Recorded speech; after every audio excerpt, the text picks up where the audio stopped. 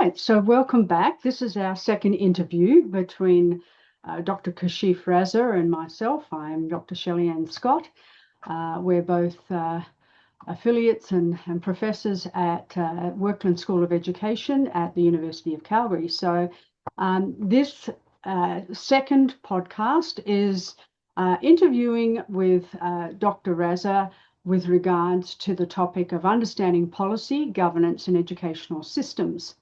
So before we make a start, I want to just thank Workland School of Education for the funding that they provided for us to develop this course, and it has enabled us to do this work. We would be asking students who take these courses to provide us with feedback on what they liked about the course, aspects of contemporary issues that are emerging that we can continue our curriculum design and redesign to maintain the currency and relevance of this course. So please do reach out. You have our email addresses as part of the course outlines, and please do that because we will be listening attentively to your responses. So today what we have, the format is I'll be interviewing Dr. Raza here with regards to understanding the policy aspects. And we will we'll provide you at the end of each question a little bit of a discussion item, and we will be indicating it will be appropriate for you to pause the video at that time, engage in a discussion with your peers and your instructor, or to make notes if you're working on this as a self-paced module, to make notes of what you think around the discussion topic and then to come back in for the next stage. So that's the format that we'll be establishing for today's session, which follows, of course, the first interview. So welcome, Kashif. Did you want to do a little bit of an introduction in terms of your own background? For sure. So my name is Kashif Raza. I am currently working as a sessional instructor and a postdoc at University of British Columbia. So my research is focused on the integrated purpose of education, where I look at the role of leaders, policymakers, and parents, and how they shape the purpose of education at K-12 and higher education level. And within this, I look at the role of policy, and which is what today's podcast is focused on. We'll be looking at different aspects of policy and how that shapes the work of leaders. Lovely. Well, thank you for that. And to introduce myself, I am a full professor in Workland in the leadership policy and governance area. And I teach in all of those three aspects.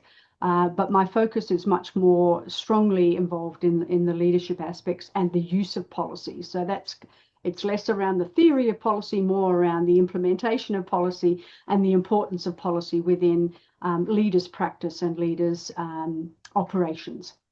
So welcome, everyone. And so with no further ado, we will move into the questions. So the first question is, what counts as policy? So how do you define policy in education beyond formal documents? And why is it important for leaders to recognise policy as operating through texts, practices, norms, and institutional routines? Thank you for that question. It's a heavy question, so I'll try to answer it in three parts. There are two major traditions in understanding education policy. There is the structuralist understanding, and then there is a post-structuralist understanding.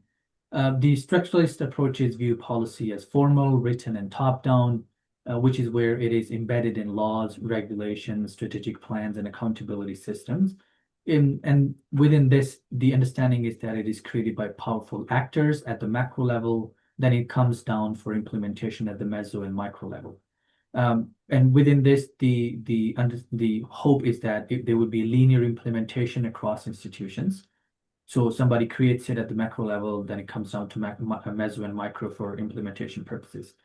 In this hierarchy, there are key assumptions that the structuralist understanding of policy aims to achieve or wants people to follow.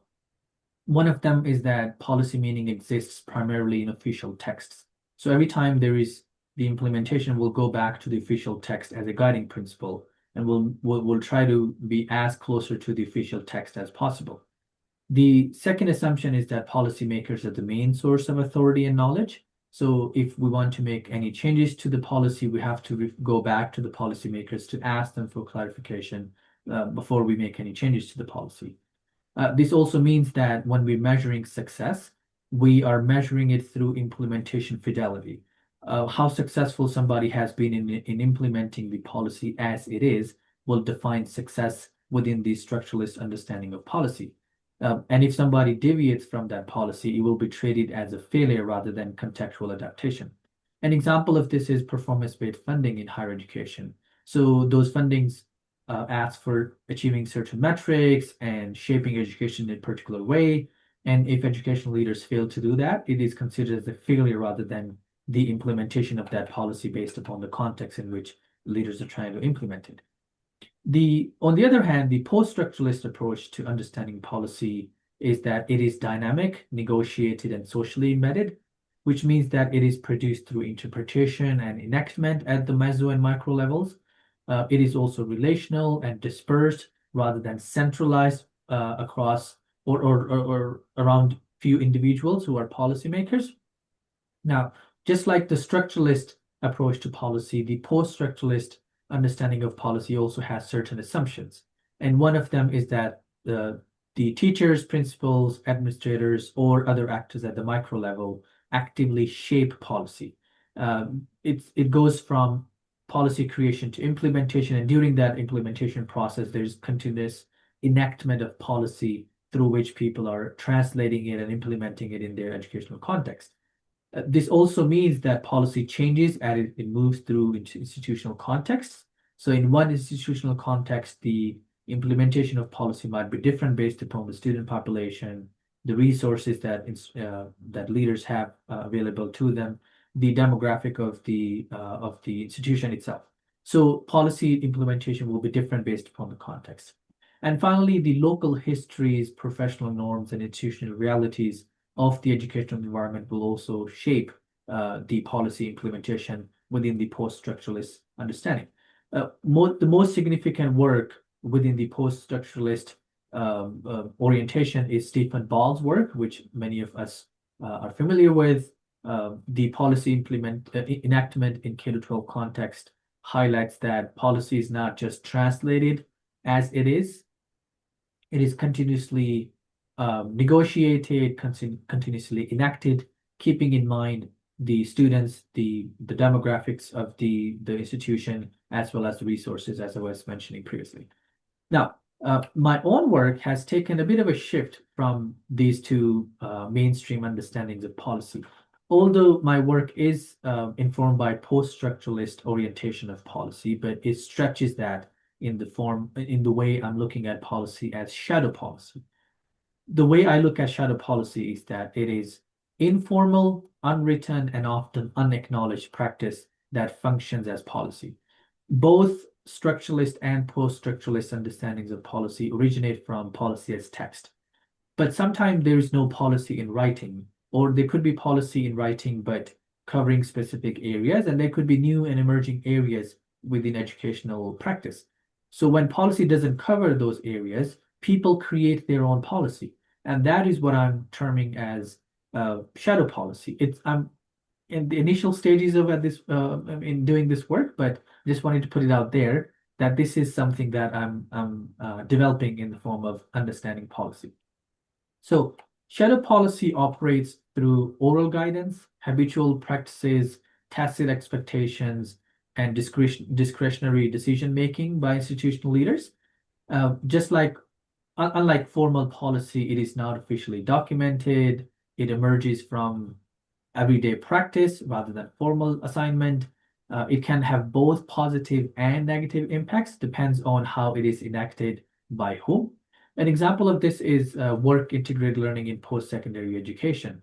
So in the context of the BERDA, for example, where my current research is focused, I'm seeing how educational leaders in post-secondary contexts are continuously creating policy in translating the Alberta government's work integrated learning policy, keeping in mind their educational institutions. An example of this is the diversity of students. So governments one size fits all approach does not apply to the diversity of students who need different forms of will or work integrated learning. The government is somehow thinking about local students who've got legal status and they do not have any problems in terms of working hours, in terms of accessibility to different work environments. But international students, indigenous students, students seeking equity, coming from minority backgrounds, they all require certain types of accommodations and support. So institutional leaders are creating a shadow policy to create equitable opportunities for these students. So why all of this, what does all of this mean for educational leaders working with students in their education environments, whether at K-12 or at higher education level? It means that leadership is not about implementation of policy itself, but about interpreting, mediating, and adapting it in practice, keeping in mind the diversity of students, the resources they have, and the educational outcomes that they're trying to achieve. It also means that policy outcomes are shaped by institutional culture and everyday practice. So you shouldn't be just blindly copying and pasting the policy and blindly implementing it, but you continue to interpret it, keeping in mind your context. So this highlights the role of leaders, that they need to recognize their role as gap fillers rather than just blind implementers of policy. I'll stop here and move the discussion towards conversation. That's great. Yeah, and there's lots of linkages there between the aspect of policy and how leaders interact with policy. So thank you for highlighting that. The discussion topic then that we invite you to consider as the student engaging with this course is, how does recognizing the role of shadow policy reshape how educational leaders interpret, enact, and influence decision-making within their institutions? So there's three distinct aspects to that: how leaders interpret, enact, and influence decision-making within their institutions. So we invite you to pause the video at this point, engage in your discussion or your reflection, and then come back when you are ready.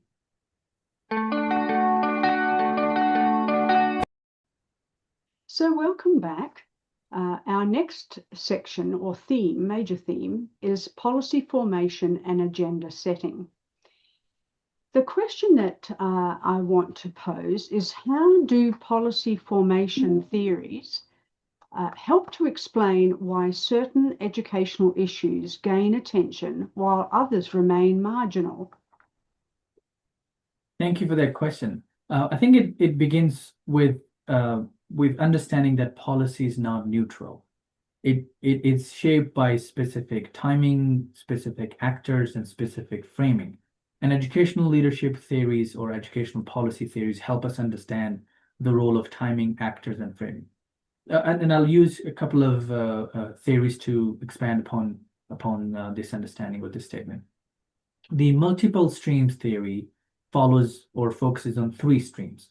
The first stream is problem identification. This is where somebody identifies a problem, whether it is related to student behavior, it is related to accommodation, or it is related to shaping the purpose of education and incorporating experiential learning in education. So there's a problem that exists and somebody identifies that problem. The second stream is creating a policy to address that problem, which is what we call policy solutions. So policy is intended to address a problem.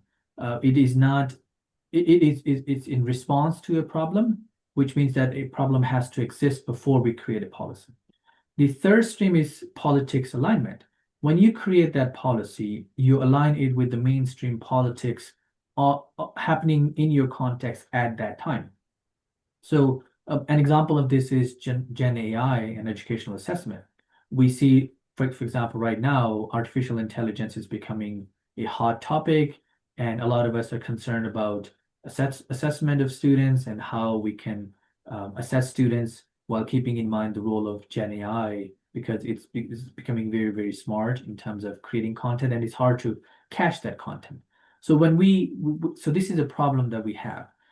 Addressing this problem will require creating a policy in terms of creating certain rules where people can use Gen AI or cannot use Gen AI. And you see in course outlines where instructors are creating certain types of statements.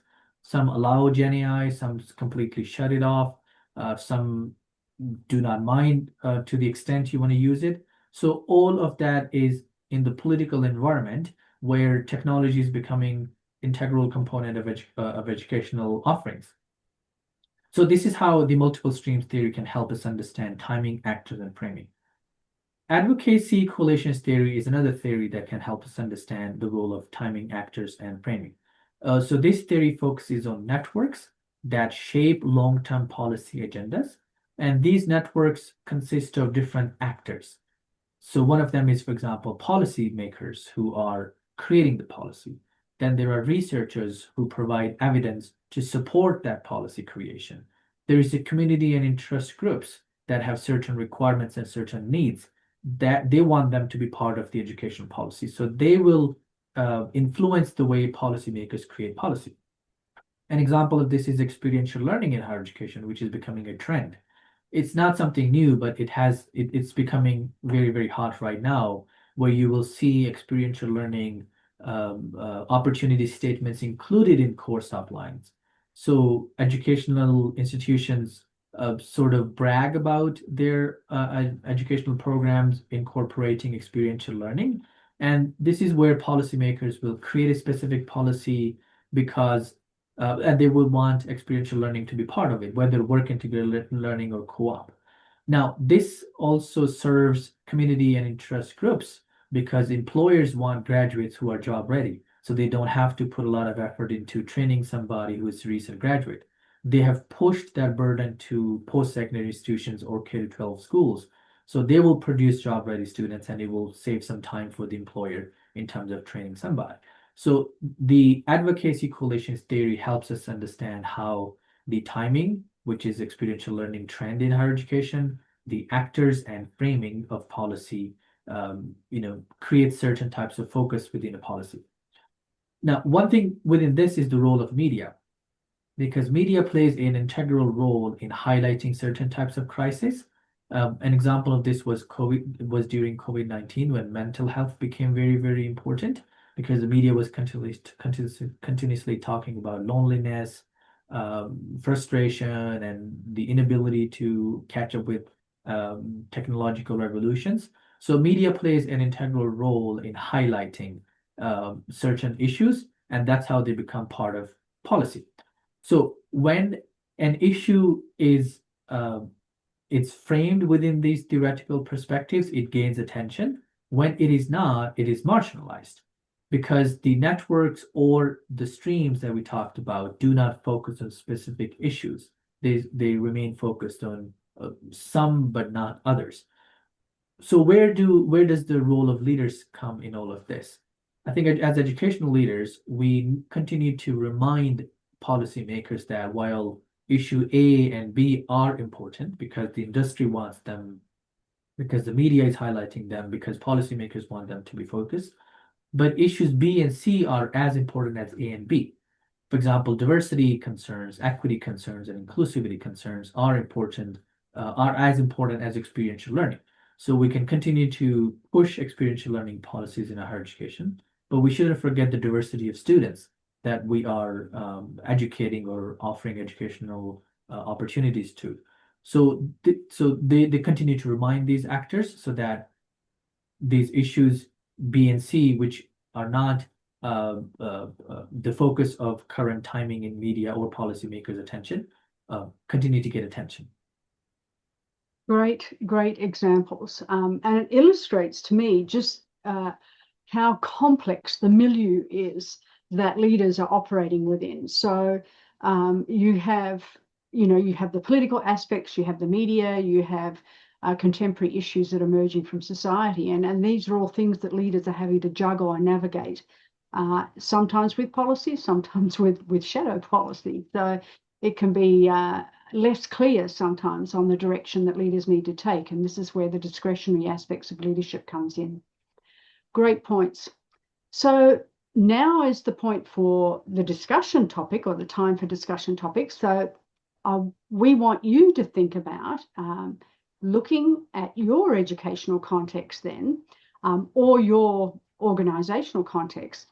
How do policy formation processes shape which educational issues gain attention? And how can you, as a leader or as an aspiring leader, if you're thinking forward thinking, strategically position and frame issues to influence policy agendas? So there's two very distinct aspects there for you to consider. So we'll stop here and invite you to pause and reflect and make some notes and discuss with your peers what your thoughts are around the discussion topic. So welcome back. We have the next theme, which is policy, governance, and institutional logics. So the question that I'm going to pose to Dr. Raza is, in what ways does policy function as a key mechanism of governance, shaping institutional priorities, accountability structures, and organisational behaviour across K-12 and higher education? Thank you for that question. It brings us to the riddle of which comes first. Is it the chicken or the egg? So if we replace chicken and the egg with policy and governance, we continue to debate about whether policy shapes governance or governance shapes policy. And I've tried to answer this in some of my work where I've highlighted how both of them are interconnected. And I sometimes have difficulty digesting this approach of teaching policy, governance, and leadership in isolation from each other, because I feel like they're all interconnected. Policy shapes governance, governance shapes leadership, and leadership comes back to shaping policy and governance. So in my response, I will be developing upon or drawing upon this understanding that they're all interconnected. So to begin with, I think policy works as a governance tool because it can steer behavior, although it might not do that through direct control, but it can have an indirect impact on how leaders behave in a specific educational environment. For example, a policy might have legal implications. If you do not follow the policy, you might lose your job, or you might be questioned for your actions. An example of this could be attendance policy. If you're not following the attendance policy, or you're not counting students' attendance in everyday practice, K-12 context, then there could be a legal implication for that, because the student might be missing from school, and then the student might get hurt or be, somewhere where they're not supposed to be. The parents might sue you. So there's a legal implication for having attendance policy in schools environment. So it shapes your behavior where you start to take attendance very, very seriously, because it has the security impact, it has the care impact, it also has the responsibility impact. Policy also shapes priorities. When there are certain issues that are highlighted in the policy, you start prioritizing those than others. For example, if we look at higher education, where we were earlier talking about performance-based funding, and this is when, if you have a higher education policy where funding is being prioritized, then you will focus on metrics. You, for example, have to report how many students did experiential learning, and then you report them back to the government so that you continue to receive funding to run post-secondary institutions. So your priorities are shaped by the type of policy that you're working with. And so this is where institutional logic also plays a role. When you have certain priorities, you start creating a logic for those priorities. For example, if someone has to meet experiential learning metrics where they have to report to the government how many students did experiential learning or work integrated learning, you will create an institutional logic for your faculty and students that it is linked with employability. If you do experiential learning or if you do work integrated learning, you will be able to get employment. So you teach yourself, or you sort of convince your faculty members that the reason why we have this policy is because of outcomes A, B, and C. So it sort of works as a network, or as a chain, where a policy is created somewhere, it shapes your behavior, and then logics and reasons that you create. But sometimes we also see that there could be tension between alignment and competing logics. you want to align your policy with the official text, which is where you are following a structuralist understanding of policy.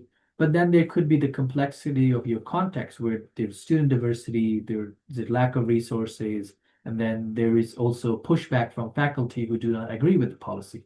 So as educational leader, you have to navigate those waters as well, in addition to understanding and implementing the policy. So what this means for educational leaders is that we need to become able to not only translate the policy, but also navigate and mediate the logics that are hidden within the policy, keeping in mind our context.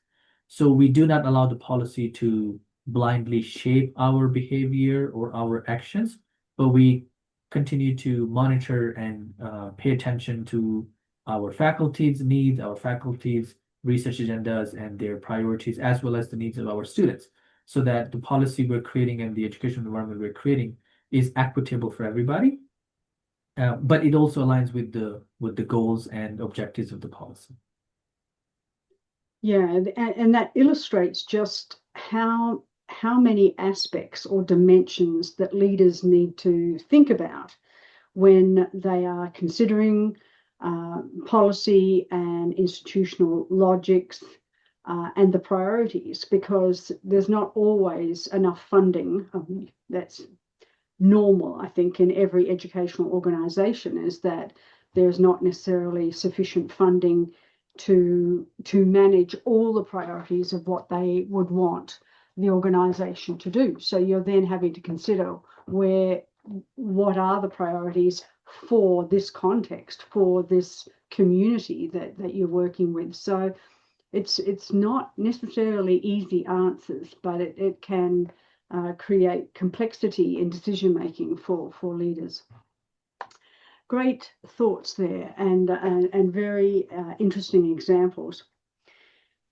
So now we're going to again invite you to pause and to consider the discussion topic. And for this one, it is: how do policies in your own workplace or educational setting shape priorities and accountability? And how do you navigate tensions between competing logics such as efficiency, employability, and equity in your decisions? So they're all very distinctly different aspects there.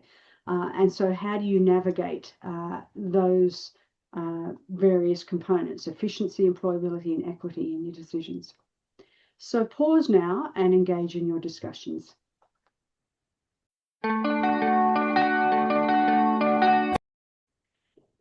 So welcome back to the fourth and final theme. I think it's the final theme anyway. So that is policy evaluation and knowledge use is the overarching theme. So the question that I have for you, Kashif, is: what are the limitations of conventional policy evaluation approaches in education, and how might leaders engage more critically with metrics, indicators, and evidence in decision making? Sure. I think we need to understand that traditional approaches to policy evaluation in education often rely heavily on quantitative metrics, and these can include test scores, graduation rates, or employment outcomes. These indicators, produce useful information in many ways, but we also need to know their limitations. For example, they tend to simplify complex educational processes and sometimes overlook important contextual and qualitative dimensions.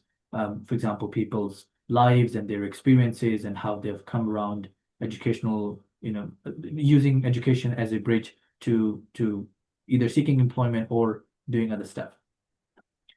We also need to understand that metrics can create performative pressures. This is where institutions focus on improving measurable outcomes rather than addressing deeper issues. And we talked about equity issues earlier. We also talked about the diversity issues in terms of students bringing diverse challenges and requiring accommodation. So it is important for educational leaders to recognize that evidence itself is not neutral. The type of evidence we're collecting could be very biased, and it could produce specific types of results because it is shaped by what is measured, how it is interpreted, and whose perspectives are included in that interpretation. So for educational leaders, It means that we need to engage critically with the type of data we are collecting rather than accepting it as at face value. So as effective leaders, we need to become involved in combining not only quantitative data, but also qualitative insights, which include how education is impacting lives of individuals, whether the educational offerings we have in our educational environment are useful for people coming from diverse backgrounds or not. And we can think of newcomers to Canada. If we are talking about this in the Canadian context, we can think of Indigenous students. We can think of students seeking equity because of different orientations and different backgrounds.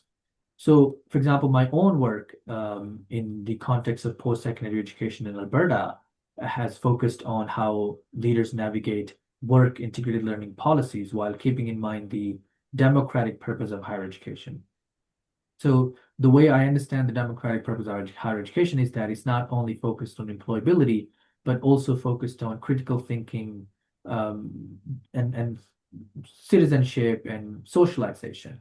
So the data, for example, the data I've collected through my conversations with post-secondary leaders that included vice presidents, deans, vice deans, work integrated learning coordinators, and instructors, is that leadership is enacted during policy translation, interpretation, adaptation, mediation, and reflection. It's not just implementation itself. There is the adaptation piece, there is the mediation piece, there is the reflection piece. So when leaders involve themselves in these processes where they're not just implementing the policy, but continuously reflecting upon it, they create what I term as context-specific leadership. So this requires them to focus on the type of students that they're working with, the resources they have, and the educational environment and context in which they are functioning or operating. So it allows them to create context-specific responses to the challenges that they're facing, but also keeping in mind the equity piece and the inclusivity piece in their leadership practice. Very interesting. Yeah. So again, we have a discussion question then for all of you. How are metrics and data used in your workplace to evaluate performance? And how do you critically interpret or challenge them when they oversimplify outcomes or overlook equity and lived experiences? So this is an important one because it brings in the human elements to it, the perspectives, the individual's perspectives. So we invite you to think about it, to reflect on it, and to discuss this, and then potentially have that conversation and relate it back to the theory that we've discussed today, and potentially link it back to the first interview where it links back to leadership practice and leadership orientations and decisions.